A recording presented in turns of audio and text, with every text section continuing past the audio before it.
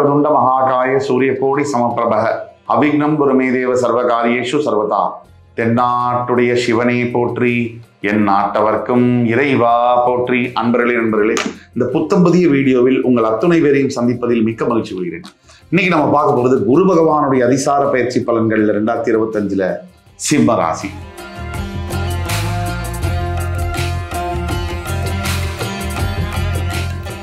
போடுறா சக்கனா சிம்மம் பேரை சொன்னாலே சும்மா அதிருது இல்லை, அது உண்மை, பொய் இல்லை. சிம்மத்துல பிறக்கிறதுக்கு கண்டிப்பா நீங்க பூர்வ புண்ணியம் பண்ணிருக்கணும். காரணம், சிம்மமே காலபுருஷனுடைய 5ஆம் வீடு, பூர்வ புண்ணிய ஸ்தானம். சிம்மம் மகம், பூரம், உத்திரம் 3 நட்சத்திரங்கள். கேது, சுக்கிரன், சூரியன். சூரியனுடைய வீட்டுல கேது, சுக்கிரன், சூரியனுடைய நட்சத்திரங்கள். சிம்மம் அசைக்க முடியாத தன்னம்பிக்கை. சிம்மம் அறிவாற்றல். சிம்மம் யாருமே செய்ய முடியாது, இவங்க செய்து முடிப்பாங்க. சிம்மம் பயம் தெரியாது. சிம்மம் பாசத்திற்கு கட்டுப்பட்டவர்கள். சிம்மம் உண்மையான காதல், உண்மையான அன்பு, உண்மையான பாசம். சிம்மம் நடந்தால் சிலிர்க்கும், நன்மையே நடக்கும். குரு பகவானுடைய அதிசார பயிற்சி பலன்கள் 2025 சரியா அக்டோபர் 18 டிசம்பர் 3க்குள்ள குரு பகவான் மிதுனத்திலிருந்து கடகத்துக்கு பெயர்வார். அதிசார பயிற்சி. இந்த 50 நாள் குரு பகவான் சிம்ம ராசிக்கு என்ன செய்வார் அதை பத்தி பார்க்கலாம் வாங்க. சிம்மம் யார் எதை கேட்டாலும் கொஞ்சம் கூட யோசிக்காம தர்மம் செய்யக்கூடிய அந்த ஆத்மா சிம்மம். எதுக்கும் கவலைப்படுறதில்ல, நல்லா வாழ்ந்தாலும் கவலைப்படுறதில்ல, கீழே போனாலும் கவலைப்படுறதில்ல. எல்லாம் என்ன வேணா ஆயிட்டு போகுது, நான் அப்படிதான் இருப்பேன், என்னுடைய கொள்கையில நான் அப்படிதான் இருப்பேன், நான் விட மாட்டேன் அப்படின்னு சொல்றது சிம்மம். ஒருத்தரை பிடிக்கலைன்னா உச்சக்கட்டத்துக்கு வெறுக்கிறதும் சிம்மம் தான். ஒருத்தருக்கு பிடிச்சிருக்குன்னா உச்சக்கட்டத்துக்கு அவங்கள அன்பு காமிக்கிறதும் சிம்மம் தான். சில சமயங்கள் அது ஒரே நபராக கூட இருக்கலாம். சிம்மம் குரு பகவான் இப்ப வரைக்கும் லாபஸ்தானத்துல மிதுன ராசியிலிருந்து 12ங்கிற விரயஸ்தானத்துக்கு வரார். குரு பகவான் எப்பவுமே இருக்கிற இடத்தை விட அவர் பார்க்கின்ற பார்வைக்கு தான் பலம் அதிகம். குரு பகவானுடைய அதிசார பயிற்சி 12ஆம் வீட்டுல சிம்மத்துக்கு வருது.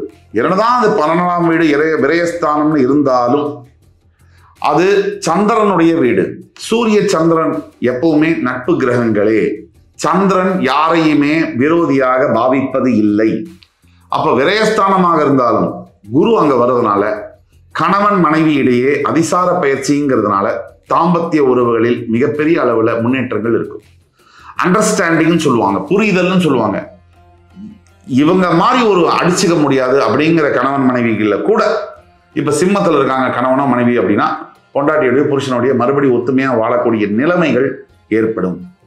இந்த அதிசார பயிற்சி சாதாரண பயிற்சி அல்ல சிம்மத்துக்கு. இது வாழ்க்கையை, சிம்மத்துடைய வாழ்க்கையை விளக்கி எடுக்கக்கூடிய ஒரு பயிற்சி. விளக்கினா நல்ல விதத்துல. அதாவது சிம்மம் அதிசார பயிற்சியாக வரக்கூடிய 12ஆம் இடத்துல நிறைய எனக்கு ஆன்சைட் ஆஃபர், எனக்கு அந்த இது வெளிநாடு இங்கே போகணும், எக்ஸாம் எழுதுனேன், ஜிமேட் எழுதுனேன், ஐஎல்ஸ் எழுதுனேன் அப்படின்லாம் சொன்னாலும் அது எதுவுமே நடக்கலை பல வருஷமா. இந்த 50 நாள்ல அந்த மேஜிக் நடக்கும். ஆன்சைட்டாவது வெளிநாட்டில் போய் படிக்கணும், கல்யாணம் பண்ணிக்கணும், தங்கணும், அங்க வேலை பார்க்கணும், தொழில் பண்ணணும், எல்லாமே சாத்தியம் இந்த 50 நாள்ல. இருக்கிற இடத்த விட பார்க்கின்ற பார்வைக்கு தான் பலம் அதிகம்னு சொன்னோம். அப்போ குரு பகவான் தன்னுடைய கடகராசியிலிருந்து அதிசார பயிற்சியாகி அங்கிருந்து சிம்மத்துடைய 4ஆம் வீடு சொல்லக்கூடிய விருச்சிகம், சிம்மத்துடைய 6ஆம் வீடு சொல்லக்கூடிய மகரம், சிம்மத்துடைய 8ஆம் வீடு சொல்லக்கூடிய மீனம், 4, 6, 8 இந்த இடங்களை பார்க்கிறார்.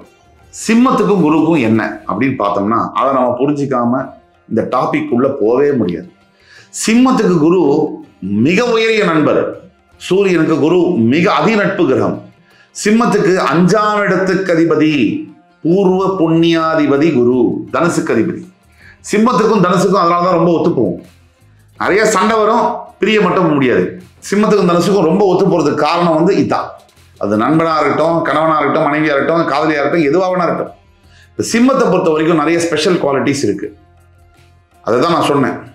ஒரு கட்டத்துக்கு மேல, ஒரு புள்ளிக்கு மேல இவங்களோட நேர்மை மற்றவங்களுக்கு புரியாது. ஆனா நேர்மையா இருந்துகிட்டே இருப்பாங்க. ஒரு ஸ்டேஜுக்கு மேல இவங்களோட ஆப்சன்ஸ்ல தான் மற்றவங்களுக்கு இவங்க யாருங்கிற வேல்யூ தெரியும். எல்லாத்தையும் தோல்ல இழுத்துட்டு போட்டு செய்யறவங்க, மற்றவங்களுக்காக எதையும் செய்ய தயங்காதவங்க, இவங்களோட உண்மையான வேல்யூ, உங்களோட உண்மையான வேல்யூ உங்க சுத்தி இருக்கிறவங்களுக்கு நீங்க இல்லாத போதுதான் தெரியும். அதுக்காக நீங்க எதுவும் தவறானதெல்லாம் நடத்துறாதீங்க. சிம்மத்தை பொறுத்த வரைக்கும் உங்களுக்கு தன்னம்பிக்கைக்கு நீங்க தான் பேரு. மற்ற ராசிக்கே நீங்க தான் எடுத்து சொல்லணும். எவ்வளவு பிரச்சனை வந்தாலும் எப்படி வாழ்றதுங்கிற தத்துவத்தை நீங்க தான் எடுத்து சொல்லணும்.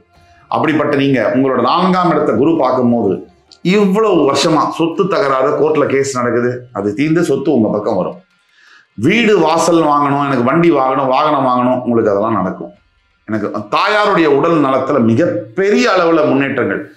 அதாவது சில தாயாரெல்லாம் ரொம்ப விட முடியாம இருக்காங்கன்னு வச்சுக்கோங்க, அவங்கெல்லாம் ரெடியாகி வந்துருவாங்க. அதுதான் இதுல நடக்கக்கூடிய மாற்றங்கள். உங்களோட 6ஆம் இடத்தை பார்க்கக்கூடிய குரு பகவானால் எண்ணற்ற பயன்கள்.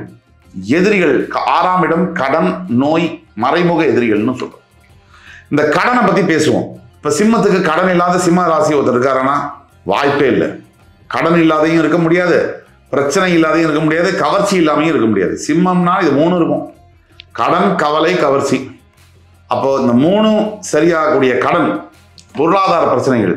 6ஆம் இடத்தை பார்க்கக்கூடிய குரு கண்டிப்பா எப்பேற்பட்ட கடனை நீங்க வாங்கியிருந்தாலும் அந்த பொருளாதார நிலைமையில உங்களுக்கு மிகப்பெரிய மாற்றங்களை இந்த 50 நாளைக்குள்ள மாத்தி தருவார். அதே மாதிரி நோய்கள், சிம்மத்துக்கு வியாதி இல்லாத சிம்ம ராசிக்காரனை பார்க்கவே முடியாது. எங்கேயாவது ரேர், விதி விலக்குகள் விதியாகாது. பொதுவா சிம்மத்துக்கு தான் ஹெல்த் மேல கேரே இருக்காது. என்ன வேணாலும் பண்ணுவாங்க, அதை பத்தி சட்டையே பண்ண மாட்டாங்க. அவங்க எனக்கு என்ன வேணுமோ அதான் செய்யணும். அந்த சிம்மராசிக்கு வந்து இப்போ ஹெல்த் மேல கேர் இல்லாதனால அந்த ஹெல்த் ப்ராப்ளம்லாம் வந்திருக்கு. அந்த ஹெல்த் ப்ராப்ளம்ல மிகப்பெரிய அளவில் முன்னேற்றங்கள், இம்ப்ரூவ்மெண்ட்ஸ். முன்னாடி வந்து ஊசி போட தான் சரியாகுங்கிறது மாத்திரை போடுற மாதிரி ஆயிடும். மாத்திரை போட தான் சரியாகுங்கிறது மாத்திரை போடாமே பரவாயில்ல, கொஞ்ச நாள் பார்ப்போங்கிற நிலைமைக்கு ஆயிடும். இது மாதிரி ஒரு உதாரணத்துக்கு. அதே மாதிரி மறைமுக எதிரிகள். இந்த மறைமுக எதிரிகள்னா டேஞ்சரஸ். நேரில் வந்து நெஞ்சில குத்துறவன பரவாயில்லன்னு விட்டுட்டு போயிடலாம், பின்னாடி வந்து முதுகுல பேனாவால் எழுதுனா கூட அவன் டேஞ்சர்னு அர்த்தம். அப்போ சிம்மராசிக்கு மறைமுக எதிரிகள், நேர்முக எதிரிகளே அதிகம். உங்களுக்கு மறைமுக எதிரிகள் இருக்க மாட்டாங்களா? நீங்க எல்லா இடத்துலையும் போய் ஷோ காமிக்கிறீங்க, நான் தான் பெரிய ஆளு, எனக்கு இதெல்லாம் தெரியும் அப்படின்னு நினைக்கிறீங்க. இதை அமைதியா செய்யணும். நீங்க என்ன பண்றீங்க? பப்பரை பேலன்ஸ் செஞ்சிடுறீங்க. அப்போ அதை பார்க்கறவங்க சும்மா இருப்பானா, பின்னாடி குத்த பார்ப்போம். அந்த அளவுல சிம்மராசி இருக்கக்கூடிய அனைத்து மறைமுக எதிரிகளும் காலில் வந்து விடக்கூடிய இந்த நாட்கள் தான் இந்த 50 நாட்கள். அடுத்தபடியாக உங்களுடைய 8ஆம் வீடு. உங்களுடைய 8ஆம் வீட்டை வந்து குரு பார்க்கிறாருன்னா, அதுவும் உச்சம் பெற்ற குரு பார்க்கிறாருன்னா, இதை விட என்ன சார் நன்மை வேணும்? விபரீத ராஜயோக நன்மை. இந்த 8ஆம் இடம்ங்கிறது சாதாரண விஷயம் இல்லை. எல்லா விதமான தோஷங்களையும் போக்கக்கூடிய குரு பார்வை 8ஆம் இடத்து மேல விழுது. உங்களுக்கு இது நாள் வரை, இந்த ஆண்டுகள் வரை எத்தனை கஷ்டங்கள் இருந்திருக்கலாம், இந்த 8 மேல குரு பார்வையை விழுந்த உடனே அத்தனை கஷ்டங்களும் மாயமா மறையும். 12ல் இருக்கக்கூடிய குரு 8ல் பார்க்கிறாருனாலே உங்களுடைய கஷ்டங்கள்லாம் போயாச்சுன்னு அர்த்தம். இதுல இன்னொரு சூட்சமும் இருக்கு. குரு பகவான் அந்த இடத்துக்கே அதிபதி, அவர் மீனத்துக்கே அதிபதி, அந்த இடத்தையே அவர் பார்க்கிறார். அதனால உங்களுக்கு ராஜயோகம் அக்டோபர் 18லேருந்து டிசம்பர் 3 வர்றது நிச்சயம் தான். ராஜயோகம்னே சில பேர் யோசிப்பாங்க, எனக்கு 500 கோடி வந்துடும். அது இல்லை ராஜயோகம். பிரச்சனைகள் தீர்ந்து நல்ல வழி பிறக்கும், அதுதான் ராஜயோகம். அந்த நல்ல வழி பிடிச்சுக்கிட்டீங்கன்னா முன்னேறி மேலே போகலாம், உண்மையிலேயே ராஜா ஆகலாம். அதுதான் எப்பவுமே முயற்சினால மட்டும்தான் எல்லாம் முடியும். வெறும் குருட்டு நம்பிக்கையால எதையுமே சாதிக்க முடியாது. இன்னைக்கு இருக்கிற வேகமான வாழ்க்கை சூழல்ல சிம்மராசி அன்பர்களுக்கு நிறைய பிரச்சனைகள் இருக்கு. எது மேலேயும் அளவுக்கு அதிகமாக ஒரு அட்டாச்மெண்ட், எது மேலேயும் அளவுக்கு அதிகமாக ஒரு ஈர்ப்பு, அன்பு, இதெல்லாம் வச்சிங்கன்னா பாதிக்கப்பட போகிறது நீங்கள் தான், யாருமே கிடையாது. சிம்மம் கண்டிப்பா இந்த 50 நாள்ல நீங்க தான் ராஜான்னு உணர்வீங்க. அந்த மாதிரி சம்பவங்கள் நடக்கும். பரிகாரம்னு எடுத்தோம்னா நீங்க செய்ய வேண்டியது ஒண்ணுதான். குரு பகவானுடைய காயத்ரி மந்திரம் தினமும் சொல்லலாம் 11 தடவை. இன்னொரு தடவை ஆபத் சகாயேஸ்வரர்னு கும்பகோணம் பக்கத்தில் இருக்கக்கூடிய குரு ஸ்தலத்துக்கு போயிட்டு வரலாம். அது புதன்கிழமை ராத்திரி தங்கி வியாழக்கிழமை அவருக்கு அபிஷேகம் பண்ணி அவருக்கு மஞ்சள் நிறத்தில் ஆடை செலுத்தி வருவது ரொம்ப நல்லது. போக முடியாதவங்க உங்க வீட்டுக்கு பக்கத்தில் இருக்கக்கூடிய கோவில்ல போய் அபிஷேகம் செய்து அந்த நவகிரகத்தில் இருக்கக்கூடிய குரு பகவானை வேண்டி பிரார்த்தனை பண்ணிட்டு இந்த காயத்ரி மந்திரத்தை சொல்லும் போது எல்லா குறைகளும் அகலும். எந்தவித பயமும் தேவையில்லை. சிம்மம் ஜெயித்தே தீரும். இந்த எபிசோடு உங்களுக்கு பிடிச்சிருக்கும். அதுக்கு முன்னாடி என்னன்னா, இது பொது பலன்கள். உங்க ஜாதகத்துல தனிப்பட்ட உங்க ஜாதகத்துல ஏதாவது பிரச்சனைகள் இருக்குன்னா அதை உங்க ஜாதகம் பார்த்தா தான் தெரியும். உங்க ஜாதகத்துல நீங்க ஏதாவது ப்ராப்ளம் இருக்கு, உங்க வாழ்க்கையில வந்து சில பிரச்சனைகள், குடும்ப பிரச்சனைகள் இருக்கு, இல்ல கல்யாணத்துல பிரச்சனை இருக்கு, காதல் பிரச்சனை இருக்கு, வேலை தொழில பிரச்சனை இருக்குன்னா கீழே கொடுக்குள்ள வாட்ஸ்அப் நம்பர்ல சிம்மராசி நண்பர்கள் எங்களை தொடர்பு கொள்ளும் போது உங்களுக்கான பலனை நானே பார்த்து ஆன்லைன் அப்பாயின்மெண்ட் கொடுத்து துல்லியமான தீர்வை நானே பார்த்து சொல்லுவேன். நம்பிக்கையோட வாங்க. நாளை நமதே. இந்த எபிசோடு உங்களுக்கு பிடிச்சிருக்கும்னு நம்புறேன். மறுபடி வேறொரு சந்தர்ப்பத்தில் உங்களை எல்லாம் சந்திக்கும் வரை உங்களிடம் விடைபெறுவது உங்கள் சுபாஷ் பாலகிருஷ்ணன். நன்றி, வணக்கம், வாழ்க வளமுடன்.